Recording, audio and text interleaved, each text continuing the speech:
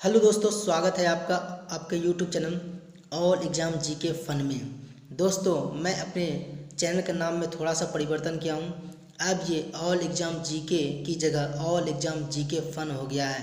अतः आप आनंद के साथ जीके पढ़ें। दोस्तों, आज हम मॉक टेस्ट को लेके आए हैं जो आपके आने वाले एग्जामिनेशन के लिए हेल्पफुल साबित होंगे। तो इस वीडियो का पूर्ण जरूर देखें और यदि आपको ये वीडियो पसंद आए तो इसे लाइक शेयर जरूर कर दें और जो हमारे चैनल पर नए हैं वे हमारे चैनल को सब्सक्राइब जरूर कर लें। तो चलिए दोस्तों, शुरू करते हैं। तो हमारा पहला प्रश्न है, निम्नलिखित में से किस भारतीय राज्य को पोलो खेल का उद्गम माना जाता है? तो इसका आंसर होगा मणिपुर। तो चलिए आगे बढ़ते हैं। तो हमारा अगला प्रश्न है, जनगणना 2011 के अनुसार सर्वाधिक जनसंख्या वाला केंद्र शासित प्रदेश कौन था?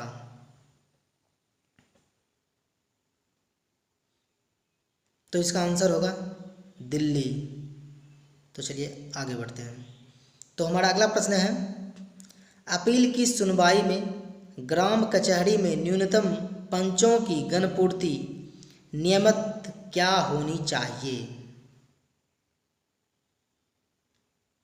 तो इसका आंसर होगा 7। तो चलिए आगे बढ़ते हैं। तो हमारा अगला प्रश्न है, 1920 से 22 के असहयोग आंदोलन के दौरान बिहार में प्रचलित मान्यताओं में से एक यह थी कि उनकी जीत होगी क्योंकि गांधी। तो इसका आंसर होगा को अंग्रेजों को हराने का तरीका पता था। तो चलिए आगे बढ़ते हैं। तो हमारा अगला प्रश्न है, निम्नलिखित कृषि में से कौन सा भदई, अगहनी एवं गर्मा कृषि से संबंधित है? तो इसका आंसर होगा धान। तो चलिए आगे बढ़ते हैं। तो हमारा अगला प्रश्न है, निष्क्रिय विरोध के सिद्धांत का प्रतिपादन किसने किया? तो इसका आंसर होगा अरविंद घोष। तो चलिए आगे बढ़ते हैं। तो हमारा अगला प्रश्न है, ताजमहल की रूपरेखा डिजाइन किसके द्वारा बनाई गई थी? तो इसका आंसर होगा उस्ताद ईसा के द्वारा। तो चलिए आगे बढ़ते हैं। तो हमारा अगला प्रश्न है, जिसके शासन में गुरु नानक देव ने सिख धर्म की स्थापना की वह कौन था? तो इसका आंसर होगा सिकंदर लोदी। तो चलिए आगे बढ़ते हैं। तो हमारा अगला प्रश्न है, इनमें से कौन सी किताब गुप्तकालीन पुस्तक जो कौटिल्य के अर्थशास्त्र जैसी पुस्तक है? तो इसका आंसर होगा कामंदक की नीति सार। तो चलिए आगे बढ़ते हैं। तो हमारा अगला प्रश्न है, बौद्ध शब्दावली में धर्म चक्र परिवर्तन से क्या निर्देशित होता है? तो इसका आंसर होगा बुद्ध का प्रथम उपदेश। तो चलिए आगे बढ़ते हैं। तो हमारा अगला प्रश्न है, भूमिगत जल को दूषित करने वाले अजैविक प्रदूषक हैं? तो इसका आंसर होगा आर्सेनिक। तो चलिए आगे बढ़ते हैं। तो हमारा अगला प्रश्न है, पर्णहरित में निम्नलिखित में से कौन सा तत्व पाया जाता है? तो इसका आंसर होगा मैग्नीशियम। तो चलिए आगे बढ़ते हैं। तो हमारा अगला प्रश्न है, दूध का रंग निम्नलिखित में से किसकी उपस्थिति के कारण होता है? तो इसका आंसर होगा केसिन। तो चलिए आगे बढ़ते हैं। तो हमारा अगला प्रश्न है, डीएनए के डिहेलिक्स प्रारूप को पहली बार किसने प्रस्तावित किया था? तो इसका आंसर होगा वाटसन तथा क्रिक ने। तो चलिए आगे बढ़ते हैं। तो हमारा अगला प्रश्न है, लोलक घड़ियां गर्मियों में सुस्त हो जाती है क्योंकि। तो इसका आंसर होगा लोलक की लंबाई बढ़ जाती है। तो चलिए आगे बढ़ते हैं। तो हमारा अगला प्रश्न है, मिट्टी के घड़े में निम्नलिखित में से किस क्रिया के कारण जल ठंडा रहता है। तो इसका आंसर होगा वाष्पीकरण। तो चलिए आगे बढ़ते हैं। तो हमारा अगला प्रश्न है, निम्नलिखित में से कौन सी फसल भारतीय मूल की नहीं है। तो इसका आंसर होगा मक्का। तो चलिए आगे बढ़ते हैं। तो हमारा अगला प्रश्न है, निम्नलिखित में से कौन एक सौर मंडल में सर्वाधिक बड़ा उपग्रह है। तो इसका आंसर होगा गैनीमेड। तो चलिए आगे बढ़ते हैं।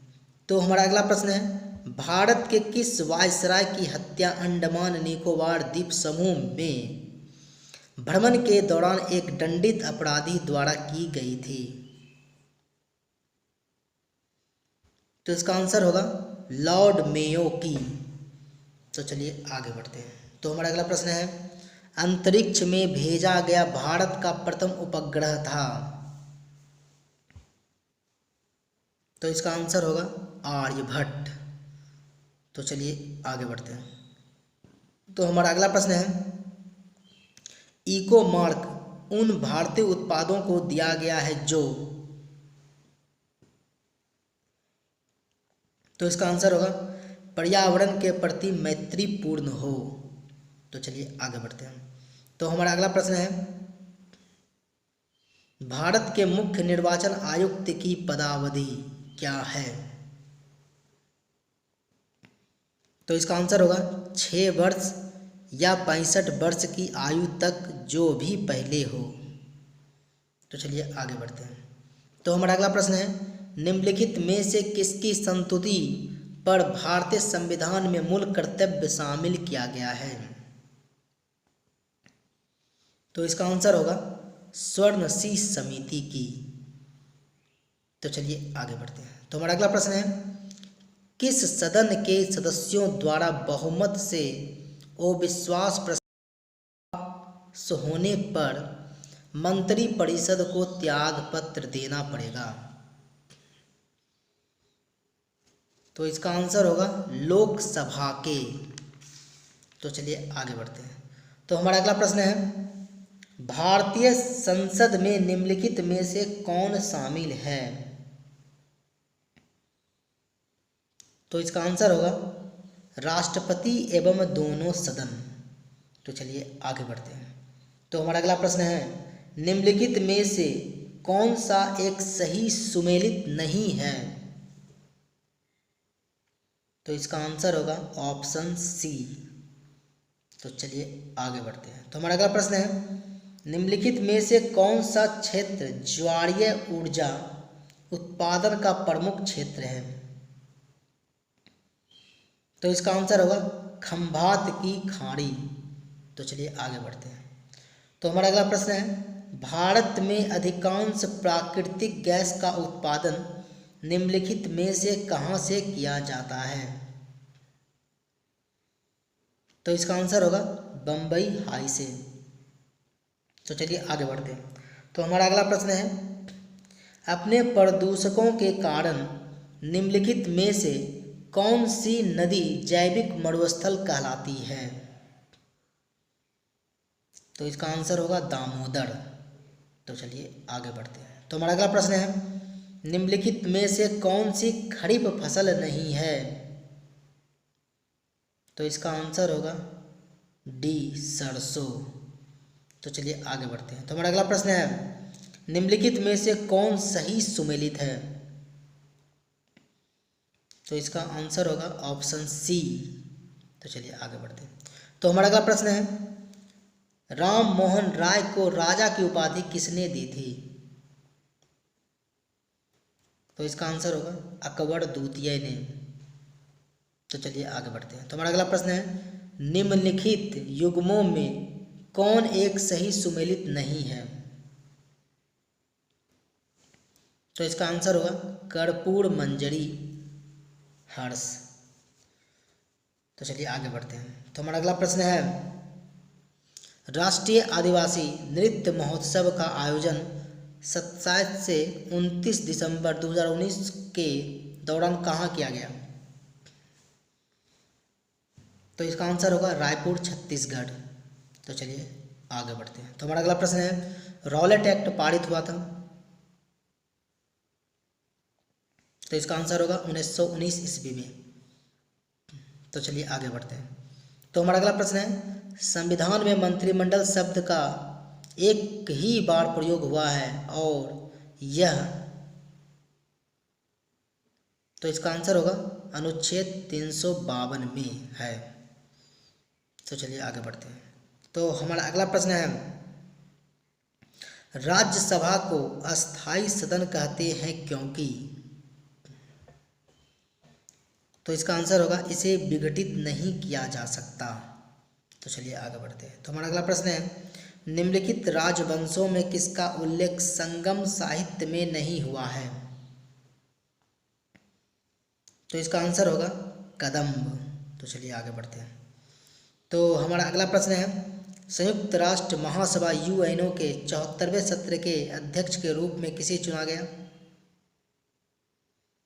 तो इसका आंसर होगा तिजानी मोहम्मद बंदे। तो चलिए आगे बढ़ते हैं। तो हमारा अगला प्रश्न है, 1938 ईस्वी में भारतीय राष्ट्रीय कांग्रेस के अध्यक्ष निर्वाचित हुए थे? तो इसका आंसर होगा सुभाष चंद्र बोस। तो चलिए आगे बढ़ते हैं। तो हमारा अगला प्रश्न है, कालीबंगा किस राज्य में है? तो इसका आंसर होगा राजस्थान। तो चलिए आगे बढ़ते हैं।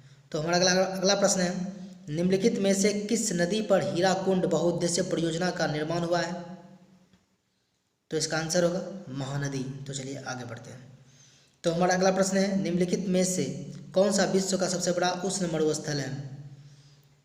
तो इसका आंसर होगा सहारा मरुस्थल। तो चलिए आगे बढ़ते हैं। तो हमारा अगला प्रश्न है, मधुबनी लोक कला शैली किस राज्य से संबंधित है? तो इसका आंसर होगा बिहार। तो चलिए आगे बढ़ते हैं। तो हमारा अगला प्रश्न है, पृथ्वी की परिक्रमा करने वाला पहला कृत्रिम उपग्रह कौन सा है? तो इसका आंसर होगा स्पुतनिक प्रथम।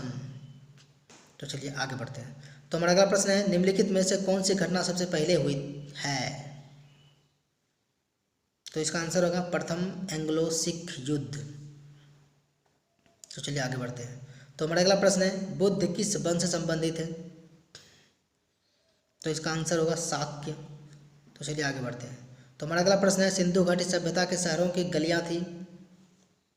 तो इसका आंसर होगा चौड़ी और सीधी। तो चलिए आगे बढ़ते हैं। तो हमारा अगला प्रश्न है, राज्यसभा के सदस्यों के चुनाव की कौन सी विधि है? तो इसका आंसर होगा एकल संघ प्रणाली। तो चलिए आगे बढ़ते हैं। तो हमारा अगला प्रश्न है, सिख गुरु तेग बहादुर को किसने मृत्यु दंड दिया था? तो इसका आंसर होगा औरंगजेब। तो चलिए आगे बढ़ते हैं। तो हमारा अगला प्रश्न है, डॉक्टरों द्वारा एनेस्थीसिया के रूप में प्रयोग की जाने वाली गैस है? तो इसका आंसर होगा नाइट्रस ऑक्साइड।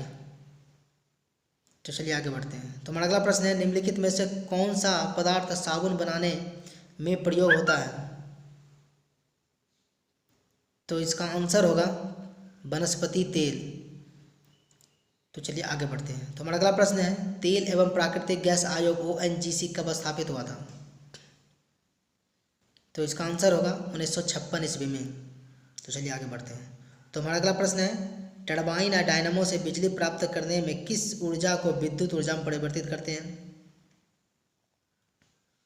तो इसका आंसर होगा मैकेनिकल ऊर्जा। तो चलिए आगे बढ़ते हैं। तो हमारा अगला प्रश्न है, निम्नलिखित में से किस शासक के शासनकाल के विषय पर इब्न बतूता की पुस्तक रेहला प्रकाश डालती है? तो इसका आंसर होगा मोहम्मद बिन तुगलक। तो चलिए आगे बढ़ते हैं। तो हमारा अगला प्रश्न है, निम्नलिखित में से किसको मलाया सुमात्रा तथा जावा के विजय का श्रेय जाता है? तो इसका आंसर होगा राजेंद्र चोल प्रथम। तो चलिए आगे बढ़ते हैं। तो हमारा अगला प्रश्न है, पीसा की झुकी मीनार कहाँ स्थित है? तो इसका आंसर होगा